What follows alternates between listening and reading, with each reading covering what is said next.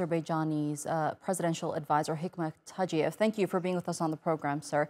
Now, a lot of diplomatic efforts have been put in to get to where we are today. What does Azerbaijan expect from Armenia at this point?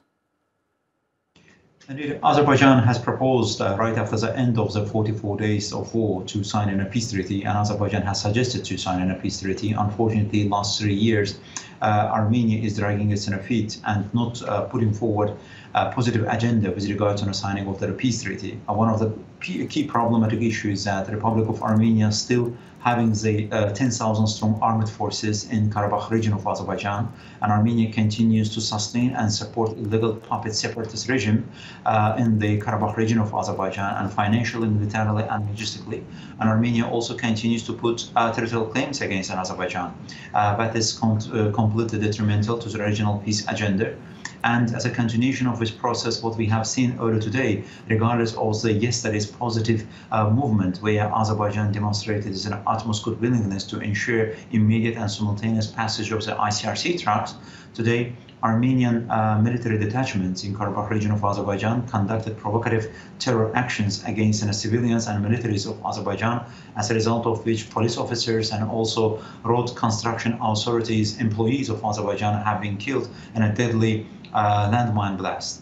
And therefore, Azerbaijan Minister of Defense made a decision to start local and very limited by nature counter-terror measures to neutralize military installations and military infrastructure. As such, with military infrastructure remains major source of a threat to the regional peace and regional security. We do expect that this illegal regime, and finally, that undermines for 30 years Azerbaijan's sovereignty and territorial integrity, which also created, supported, and subordinated to the Republic of Armenia, must be dissolved. And it's also military units and all its military infrastructure should be disarmed. And afterwards, we do believe that there will be better chances to move forward to advance peace agenda in the region. So you think by the end of this operation, Armenia will indeed sign that peace treaty? We do hope that Armenia finally come to this logical conclusion, and Azerbaijan's intention is also to bring Armenia to the logical census, and that the realities on the ground has changed. And Armenia, we do hope that as a result of this military, not on a military, but counter-offensive, counter-terrorism sort of actions on the ground, with military infrastructure will be neutralized, and Armenia will also end its territorial claims, and with illegal structure, as such, what's called the illegal puppet regime, will be dissolved, and will have a better chances for the regional peace agenda. But while conducting with counter-terrorism measures, Azerbaijan is abided by the international humanitarian law, and we have warned and sent different information to the local population that Azerbaijan's intention is just to neutralize military infrastructure.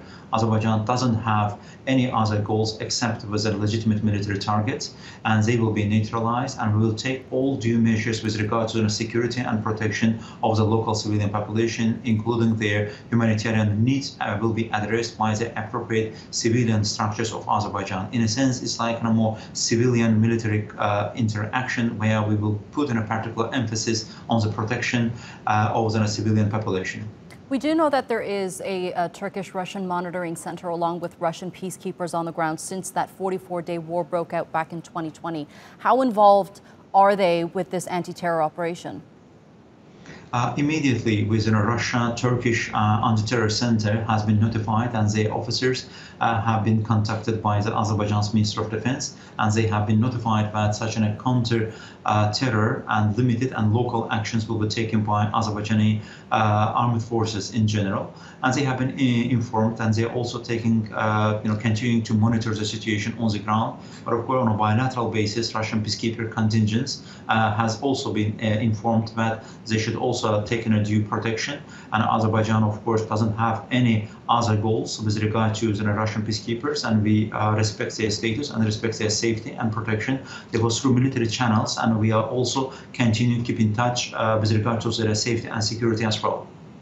Right, and it was the Armenian separatists that held those so-called elections in Karabakh just recently, where we saw diplomatic efforts get in the way. We saw Erdogan speak to Pashinyan. We also saw Putin get involved here. A lot of diplomatic efforts were underway during that period. It's still underway. Do you think that Pashinyan will be able to convince those Armenian separatists to step back?